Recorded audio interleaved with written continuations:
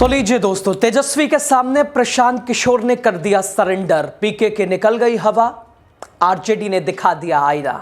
क्या है पूरी खबर, लास्ट तक बने रहे, आपको बता रहे हैं आखिर कैसे प्रशांत किशोर ने आरजेडी के मुकाबले से खींच लिया हाथ। आखिर जो कहते कहते थकते नहीं थे कि लड़ेंगे तो तेजस्वी के खिलाफ ही लड़ेंगे, आखिर पीके ने क्यों कर दिया सरेंडर। आप देख रहे हैं द राजनीति बिहार का विशेष सेगमेंट। मैं हूं आपके साथ यासूब रजा। दोस्तों, तेजस्वी यादव के नाम की सुनामी और राजनीति में अपनी जमीन तलाश रहे जनसुराज के सूत्रधार प्रशांत किशोर, जिनके ऊपर उन्होंने सूची जारी की है अपनी जनसुराज की। 116 प्रत्याशियों के नाम का ऐलान कर दिया है, लेकिन जब जब उनकी सूची जारी हुई उस दिन घमासान मचा। पीके के ऊपर, जनसुराज के ऊपर भ्रष्टाचार का आरोप लगा, टिकट बेचने का आरोप लगा। जो काम के कार्यकर्ता हैं, जिन्होंने मेहनत करी है, समर्पित कार्यकर्ता रहे हैं, उन्हें पार्टी ने आउट कर दिया, पैसे वालों को अंदर कर दिया। कई विवादों में घिरे प्रशांत किशोर बदलने आए बिहार, लेकिन तस्वीर कुछ और बता रही है। और फिलहाल कैसे इन्होंने तेजस्वी के सामने बिल्कुल सरेंडर कर दिया। तेजस्वी के सामने कह लीजिए नतमस्तक नजर आ रहे हैं प्रशांत किशोर, जो कभी कहते थे जब ऊर्जा का संचार हो रहा था, जब चुनावी सरगर्मियां तारीखों का ऐलान नहीं हुआ था और प्रशांत किशोर दौरे पे दौरा कर रहे थे। दोस्तों, प्रशांत किशोर कह रहे थे राघोपुर से लड़ेंगे चुनाव, जो कि तेजस्वी के सामने ना लड़ें तो चुनाव लड़ने का कोई मतलब और कोई फायदा ही नहीं है। एक सीट तो राघोपुर की हो गई कि तेजस्वी के खिलाफ लड़ेंगे, दूसरी करगहर सीट, जो कि आमतौर पे प्रशांत किशोर का क्षेत्र कहा जाता है, उनका घर बताया जाता है कि वो रोहतास की ये विधानसभा सीट है और यहाँ से वो चुनावी मैदान में होंगे। लेकिन अब दोस्तों, जब जनसुराज की ओर से इन दोनों सीटों पर, करगहर की बात करें या फिर खुद राघोपुर की बात करें, इन दोनों सीटों पर प्रशांत किशोर का तो नाम ही नहीं दिखता है। वो रोहतास वाली सीट पे प्रशांत किशोर ने कहा कि ये मेरा क्षेत्र है और यहाँ तो अगर हम खड़े हो जाएं तो लाइन लग जाएगी, तो वहाँ भी इनका नाम नहीं है लिस्ट में। अब राघोपुर, जो कि तेजस्वी की विधानसभा है, तेजस्वी यहाँ से, जो कि लालू प्रसाद राबड़ी देवी जिनकी ये विधानसभा रही है, यहाँ से यानी ये कह लीजिए दो मुख्यमंत्री सीट ने दिया, खुद लालू प्रसाद और राबड़ी देवी, और एक उप मुख्यमंत्री बिहार को दिया, जो कि संभावित मुख्यमंत्री कह लीजिए आप, हाँ, तेजस्वी यादव। उन्हें राघोपुर वो सीट है, यानी राघोपुर में अगर पीके जाते तो क्या तेजस्वी के लिए मुकाबला कांटे का होता। लेकिन अगर कांटे का मुकाबला होता तो फिर पीके हट क्यों गए पीछे। पीके ने तेजस्वी के सामने कैसे सरेंडर कर दिया, क्यों नहीं आए सामने, जो कहते कहते थकते नहीं थे। दोस्तों, जनसुराज पार्टी के सूत्रधार, कभी चुनावी रणनीति के मास्टर कहे जाने वाले प्रशांत किशोर, अब अपना कदम उन्होंने पीछे खींच लिया है। बिहार बदलने की बात, तेजस्वी को चुनौती की बात। लेकिन दोस्तों, अब इन सूची को देखिएगा तो इसमें ना करगहर सीट और ना ही राघोपुर सीट, इन दोनों सीटों पर पीके ने ऐलान कर दिया कि वो चुनावी मैदान में नहीं उतरेंगे। चर्चाएं तेज थी कि पीके तेजस्वी को टक्कर देंगे, तेजस्वी के सामने आएंगे। खुद एक बार दो बार नहीं, कई बार वो कह चुके हैं। लेकिन अब साफ है कि इस बार वो सिर्फ मैदान के बाहर से ही ताल ठोकेंगे। क्या ऐसे ही है या लड़ेंगे चुनाव?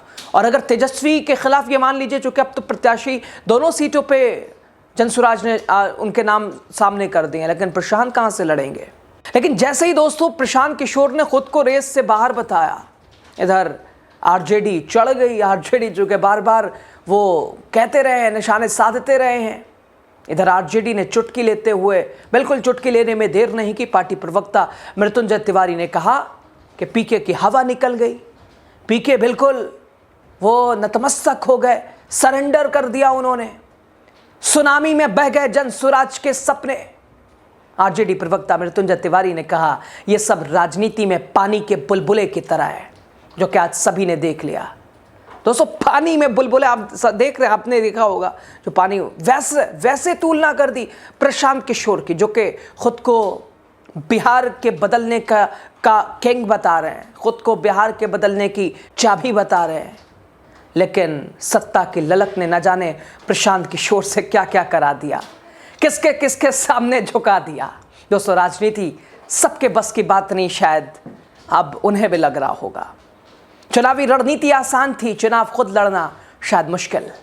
तेजस्वी यादव एक बार फिर राघोपुर से चुनाव लड़ेंगे और वहीं जनसुराज ने ये यहां से यानी तेजस्वी के सामने चंचल सिंह को टिकट दिया है और करगहर से भोजपुरी सिंगर रितेश पांडे को चुनावी मैदान में उतारा है जनसुराज ने। रितेश पांडे चूँकि आजकल भोजपुरी सिनेमा और ये गायक ऐसे लोगों के ऊपर पार्टियां बड़ी दाव खेल रही हैं और यहाँ यानी जो उनकी सीट थी जो कि राघोपुर के अलावा रोहतास वाली इस सीट पे रितेश पांडे को चुनावी मैदान में जनसुराज ने उतारा। यानी दोनों चर्चित सीटों से पीके आउट, दोनों चर्चित सीटों से प्रशांत किशोर का नाम बाहर।